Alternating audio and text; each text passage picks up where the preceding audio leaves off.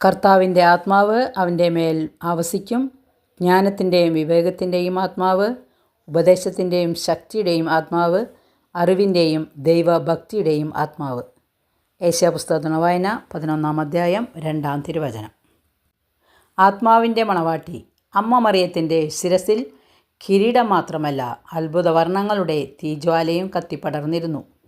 സെഹിയോൻ മാളികയിൽ അവളോടൊപ്പം പ്രാർത്ഥിച്ച എല്ലാവരുടെയും മേൽ അഭിഷേകത്തിൻ്റെ അഗ്നിനാവുകൾ ആവസിച്ചു. അവൾ പരിശുദ്ധാത്മാവിൻ്റെ മണവാട്ടിയാണ്, സകല വരങ്ങളുടെയും രാജ്ഞി. പരിശുദ്ധ അമ്മ ഉള്ളടങ്ങളിലെല്ലാം ആത്മാവിൻ്റെ പുത്തൻ അഭിഷേകം നിറഞ്ഞിരുന്നു. കാനായിലെ വെള്ളം അതും പരിശുദ്ധാത്മാവിൻ്റെ പ്രതീകമാണ്. കുരിശിൻ ചുവട്ടിൽ നിന്ന നേരം അവൻ്റെ തിരുവിലാവിൽ നിന്ന് ഒഴുകിയ തിരുജലം അതും പരിശുദ്ധാത്മാവിൻ്റെ പ്രതീകം. ശിഷ്യരുടെ മേൽ നിറഞ്ഞു കവിഞ്ഞ പരിശുദ്ധാത്മാവേ, മറിയം വഴി എന്നിലും നീ വാസം ചെയ്യണമേ എന്ന പ്രാർത്ഥന മനസ്സിൽ സൂക്ഷിക്കാം.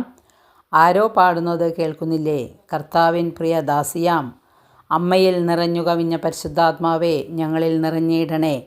കഴിഞ്ഞ ദിവസം മറിയത്തോടൊപ്പം പ്രാർത്ഥിച്ചു കൊണ്ടിരുന്നപ്പോൾ എനിക്കും ആത്മാഭിഷേകം സ്വീകരിക്കാനായി. അപ്പോൾ കുറിച്ച വരികളാണ് ഇത്. പാവനാത്മാ റൂഹായേ, മേരി സുതരിൽ വന്നിടണേ. വരദാനങ്ങൾ നൽകിയിടണേ, സ്വർഗീയ വിരുന്നിൽ ചേർത്തിടണേ.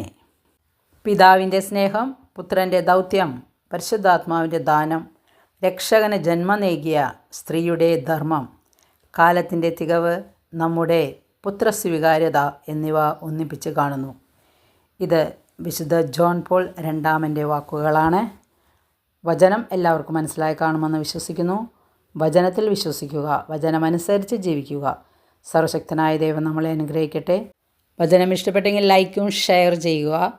ഷെയർ ചെയ്യുന്നത് ഒരു പ്രേക്ഷിത പ്രവർത്തനമാണ്. മറ്റുള്ളവരെ അനുഗ്രഹിക്കുന്നതോടൊപ്പം നമ്മളെയും ദൈവം അനുഗ്രഹിക്കും. എല്ലാവരും അതുപോലെ ഷെയർ ചെയ്യുക. ഇഷ്ടപ്പെട്ടെങ്കിൽ ലൈക്ക് ചെയ്യുക. Okay, thank you, by.